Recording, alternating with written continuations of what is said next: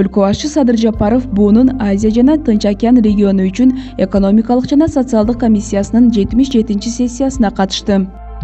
Бишкекте 24 мектептен COVID-19 учурлары катталды. Манас аэропортунда Airbus 220 үлгүсүндөгү жаңы учагы тартууланды.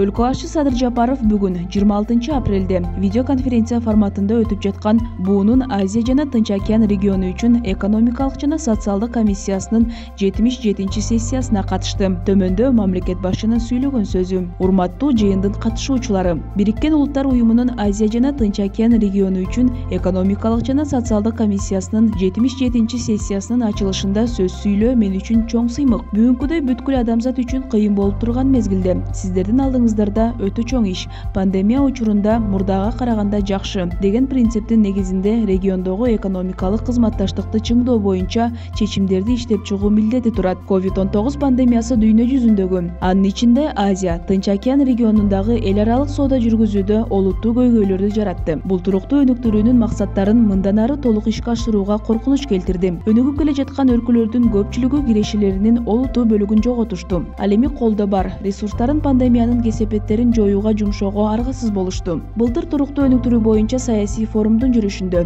Кыргызстан туруктуу өнүктүрүүнүн максаттарынын жетишкендиктери боюнча биринчи улуттук ыктыярдуу баяндамасын жасаган эле. Бул баяндамада COVID-19 туруктуу өнүктүрүү максаттарын ишке ашырууга тийгизген таасирин эске алуу менен даярдалган. Ошондой эле анда өлкөнүн эл аралык колдоого муктаж болгон тармактары чагылдырылган. Ушуга байланыштуу биз буунун Азия жана Тынч океан региону үчүн экономикалык жана социалдык комиссиясы тарабынан туруктуу өнүктүрүүнүн максаттарына жетишүү маселелерине мындан ары дагы абдан чоң көңүл бурулат деп ишенебиз. Урматтуу аткаруучу катчы, урматтуу жыйындын катышуучулары, Кыргыз Республикасы деңизге чыгууга мүмкүнчүлүгү жок өнүгүп келе жаткан тоолуу өлкө. Бул жагдай тышкы соода жүргүзүү мүмкүнчүлүгүбүздү кыйла кыйындатат. Ошондуктан биз Бириккен Улуттар уюмунун Борбор Азия экономикасы үчүн атайын программасы аркылуу Азия жана Тынч океан региону үчүн экономикалык жана социалдык комиссиясынын колдоосун кубаттайбыз. Кыргыз Республикасы Тынч, Индия жана Атлантика океандарынын портторуна чыгууга муктаж. Ага жараша Кыргызстан өлкөгө чет элдик инвестицияларды тартууга кызыктар.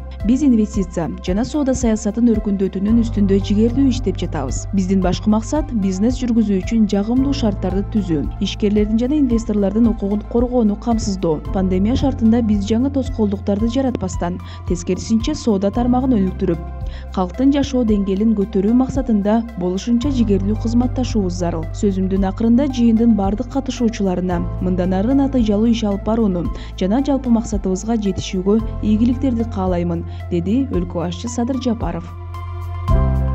Бишкекте эпидемиологиялык абал курч бойдон калууда. Акыркы суткада коронавирус инфекциясынын 138 учуру катталды. Бул тууралуу мэриянын баспасөз кызматы билдирет. Маалыматка караганда белгилүү болгондой 14 апрелде шаардык билим берүү мекемелеринде офлайн жана онлайн режиминде окутуу башталган. Бүгүн 26 апрелге карата 14 мектеп аралыктан окутууга өткөн. Ал эми 2 бала бакча карантинге жабылган. Мындан тышкары 24 мектепте COVID-19 учурлары катталган. Анда мектептер ишин улантууда. 18 класс онлайн окутууга өткөн. Мектептердин толук онлайн режимине өтүшү ооруган окуучу же мугалим менен байланыштын санына жараша болот. Чечимди шаардык санитардык эпидемиологиялык көзөмөл борборунун эпидемиологдору кабыл алат. Урматтуу шаардыктар, ар бириңиздерден санитардык нормаларды так сактоону өтүнөбүз.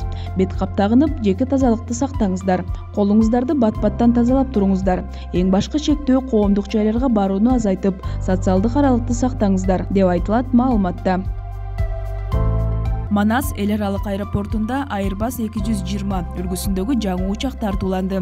Бул тууралуу Транспорт, архитектура, курулуш жана коммуникация министрлигинен билдиришти. Маалыматка караганда ички жана эл аралык каттамдарды ишке ашыруу үчүн Манас аэропорту өзүнүн күчү менен жаңы типтеги Airbus A220-300 учагын алуу боюнча долбоорду илгерилетүүдө. Иш-чарага Транспорт, архитектура, курулуш жана коммуникация министри Гүлмира Абдыралиева, Airbus авиакурулуш мекемесинин өкүлү Pratt & Whitney, жарандык авиация агенттигинин, Манас аэропортунун өкүлдөрү жана башкалар катышты. Гүлмира Абдыралиева көрүлгөн аракеттердин бардыгы Европа биримдигинин кара тизмесинен чыгуу экендигин айтат.